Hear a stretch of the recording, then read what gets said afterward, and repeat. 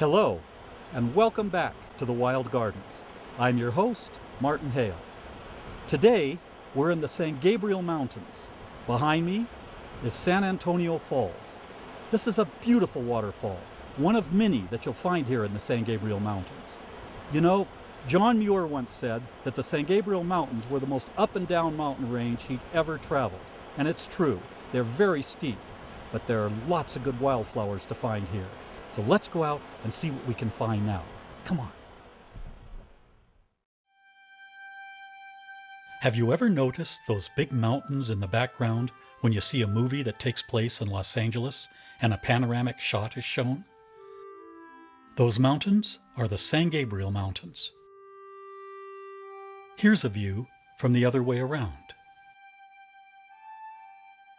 They're part of the Transverse Range that runs roughly west to east and north of the Los Angeles Basin.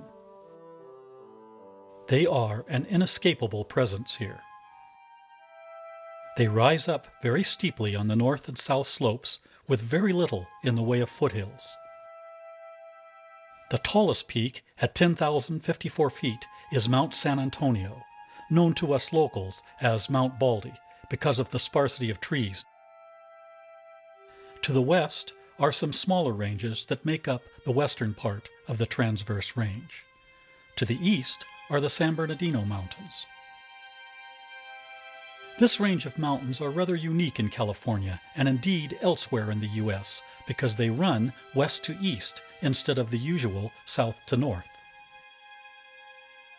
It's good to remember as we look at these beautiful wildflowers that most of these plants evolved here.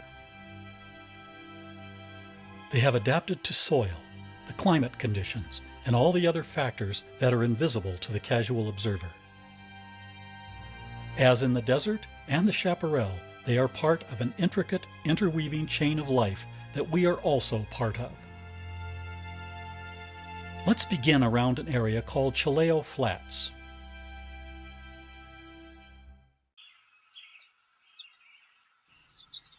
Here's one. It's called Early Onion. These are good-looking flowers. In fact, so far all of the flowers I've found in the genus Allium have been very good-looking. I like the white petals with the dark brownish-purple lines. Beautiful! Whenever I've found these plants, it's been on a semi-shaded bank near or under oak trees. This particular example is growing at an elevation of about 5,000 feet or so. They're really fine-looking fellows, aren't they?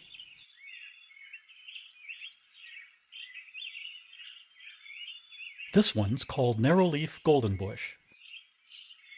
This is another of those plants I can't pass up, especially if it's a beautiful specimen like this one. We've seen the narrowleaf goldenbush before, but look at this.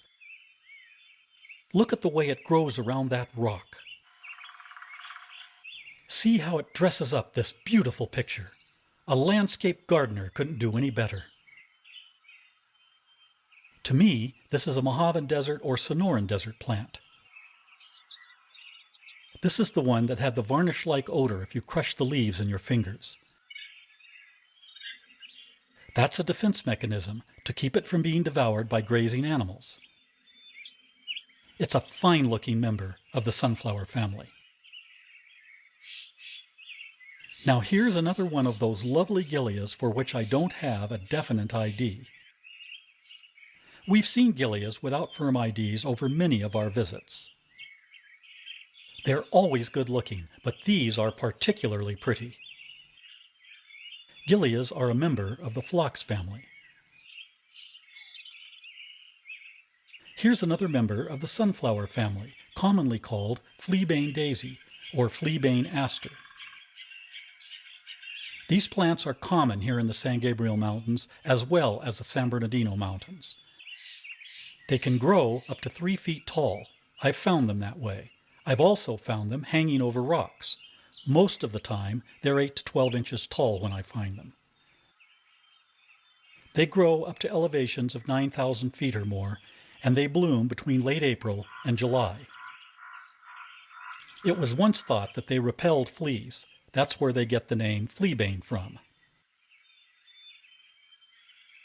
Here's a plant called bishop lotus. The flowers themselves are rather small. They're common in mountain settings like this.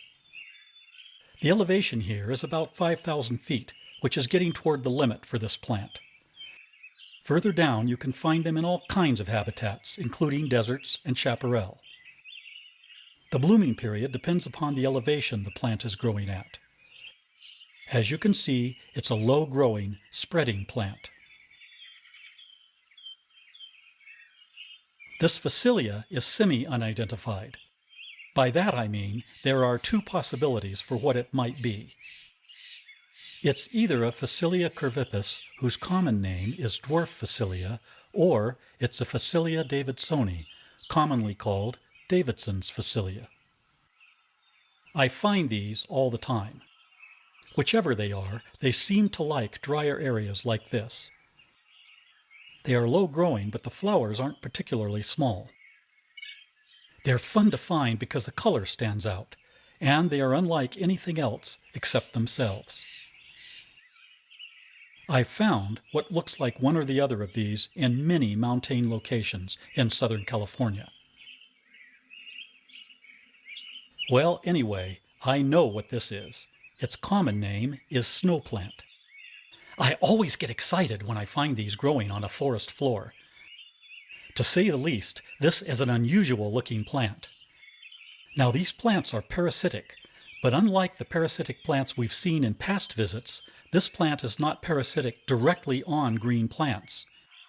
Instead, it's connected to a fungal host that's in turn connected to the green plant host. Plants such as these are sometimes called mycoparasites. I found these plants in the San Jacinto Mountains in Riverside County, and in the San Gabriels, and on Mount Pinos. Their range actually extends up through the Sierra Nevada mountains and into Oregon. Another flower I've found in many mountain locations is this western wallflower. The pretty yellow flowers clustered on the long stem are a common sight all over these mountains. They do have an impressive range. They grow all over California's mountains and eastward into the central U.S. The nectar produced by the western wallflower is attractive to several kinds of butterflies. They're a member of the mustard family. Let's move on now to other parts of these mountains and look at a real beauty. For years, I've been going to the same place on the Glendora Ridge to find these impressive, giant blazing stars. The flowers are large and beautiful. The leaves have barbs that will stick to your clothes, so if you find one of these plants, be careful how you move around it, unless you want to wear part of it. It has a range that covers most of California except the Central Valley and the deserts. It also extends northward into British Columbia and eastward into Wyoming. The best times to look at these flowers are in the morning, early, or the late afternoon. They're a member of the stickleaf family. I always seem to find these Indian pinks growing out of banks. Wherever it is, they're always growing out of some steep bank. You can't miss this perennial with the long stems and the bright red flower. The leaves and stems are sticky. Sometimes insects are trapped on them, which also gives them the name catchfly. We're at about 4,000 feet of elevation here, which is the upper limit of this plant's habitat. I found these Indian pinks growing almost at sea level in North San Diego County. Here's another lower elevation wildflower. It's called scarlet larkspur, or scarlet delphinium. These showy members of the buttercup family are hard to miss because of their red color.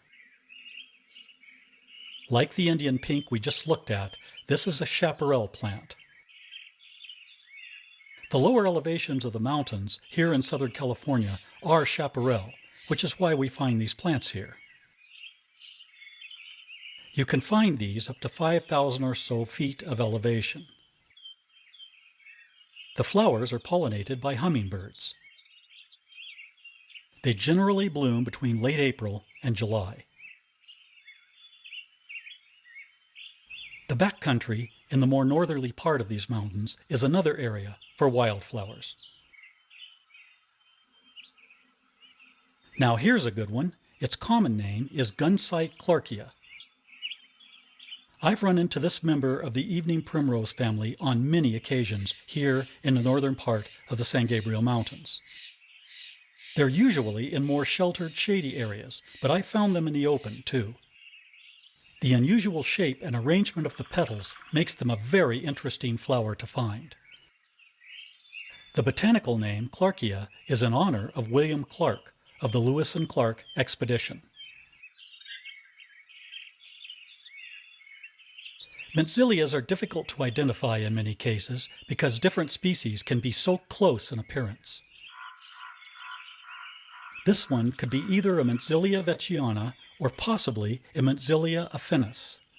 The common name could be either stickleaf or yellow comet. Whichever it is, they are nice-looking little yellow flowers. These prickly phlox always catch the eye with that beautiful, hot pink color.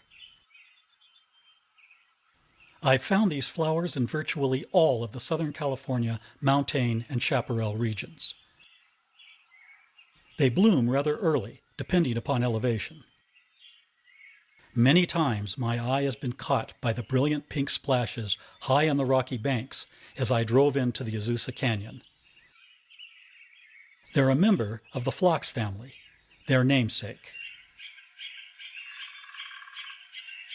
Here's a Santa Cruz Island suncup. I don't know that these are rare, I just don't seem to find them that often. The tiny flowers with the large leaves makes for an interesting contrast. I think of this one as more of a chaparral flower. This plant is a member of the evening primrose family. Here's a good-looking red fellow. It's called scarlet bugler. I've found these plants in chaparral and montane settings up to about 6,000 feet of elevation. They can be found growing in open places, oak woodlands, or even pine forest at the upper limits of their habitat. They're spread out all over California and down into Baja California, Mexico. In spite of their being so common, they're always fun to find because of the red flowers, I think. The long flower would indicate pollination by hummingbird, but I'm told that bees like them too. They bloom from April through July. Here's another penstemon. This one's commonly called Grinnell's beard tongue. These are nice-looking flowers with that lavender-like color. I've found these flowers in the San Jacinto Mountains and the San Bernardino Mountains, as well as here in the San Gabriels. They grow a lot lower than many of the other penstemons, only 14 to 16 inches high. Usually, I find them on dry rocky slopes or banks, but I've also found them growing next to streams too. Note the wide open flower on this bumblebee-pollinated species. Compare that with the long tubular hummingbird-pollinated flowers on the scarlet bugler we just looked at.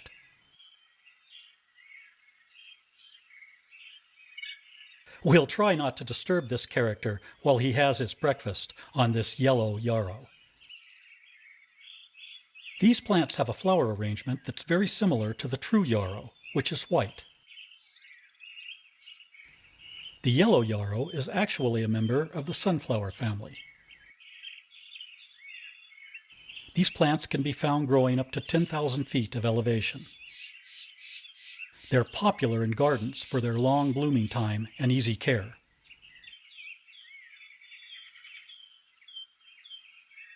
Before we move on to even lower but wetter elevations, I thought we might take a look at something else these mountains have. Waterfalls.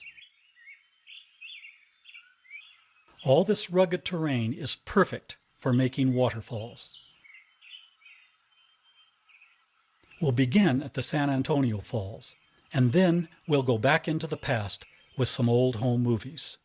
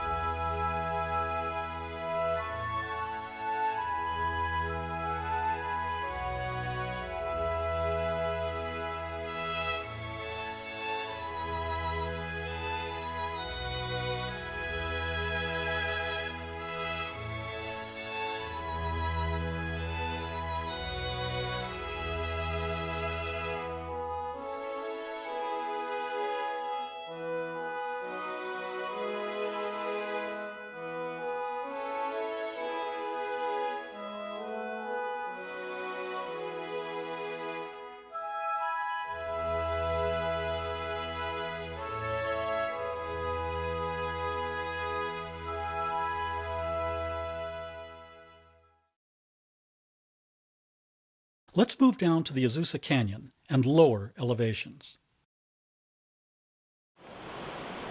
We're at the West Fork of the San Gabriel River right now, here in the San Gabriel Mountains. A lot of fly fishermen come here, but I come here for something else. I bet you can guess what it is. I find a lot of wildflowers in this neighborhood. The Azusa Canyon is a beautiful, scenic part of the San Gabriel Mountains.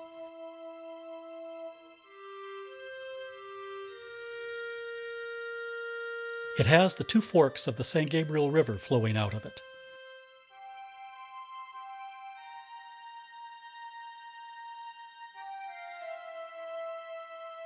Because of its lower elevation, it's more chaparral in nature than the mountains, and the plants reflect that.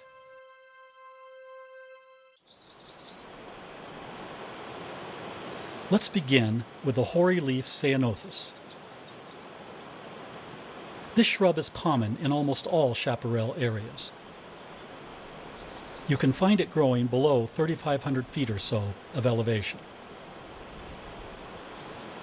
It ranges from the coastal ranges behind Santa Barbara down to Baja California, Mexico.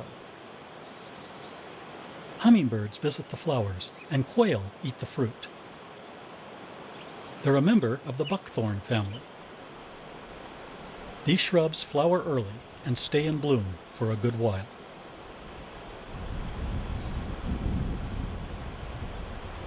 You can't miss the hairy Ceanothus if you catch one in bloom. The blue color is striking as the shrub flowers on a hillside or in a canyon. It's generally found below 5,000 feet of elevation, but I found them growing slightly higher at Palomar Mountain. Like the hoary leaf ceanothus we just saw, hummingbirds visit this shrub, and quail eat the fruit.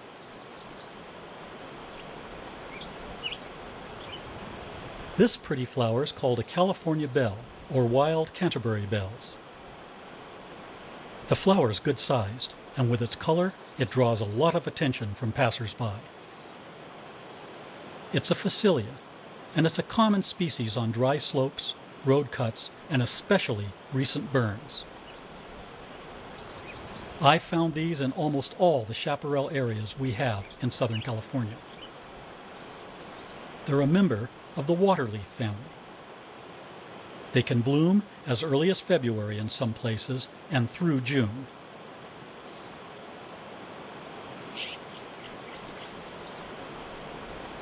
There are many species of Indian paintbrush in the wild gardens of California. This local fellow is called Martin's paintbrush. It's my favorite paintbrush. I bet you can't guess why. Well, unfortunately, it's not named after me anyway. They're pretty growing on a bank. If you remember, like the other Indian paintbrush we've seen, the red petals we think we see are not petals, but bracts that are leaf-like. These plants can be found from chaparral woodlands to pine forest up to 9,000 feet of elevation.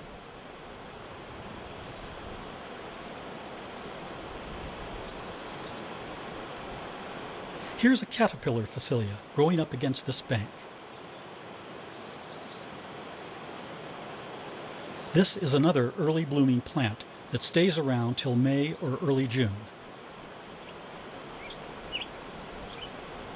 This is another chaparral plant that grows below 4,000 or 5,000 feet of elevation. The flowers can be off-white or lavender in color.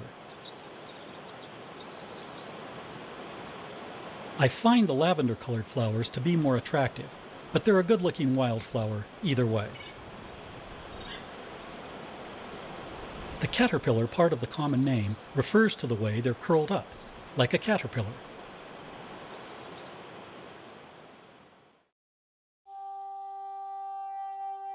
It's time to leave the beautiful, majestic San Gabriel Mountains behind. It's hard to imagine a range of mountains like this next to a city like Los Angeles. When you're standing by a waterfall, listening to the sound of the cascading waters, it's even harder to remember that millions of people live nearby. The need to protect the natural inhabitants, both flora and fauna, is absolute. If you visit during the spring, you'll be able to see both the waterfalls and the wildflowers. I urge you to do so. After you've experienced this place, you'll understand what a treasure it is. May the wildflowers bloom until the turning of the earth ceases to be.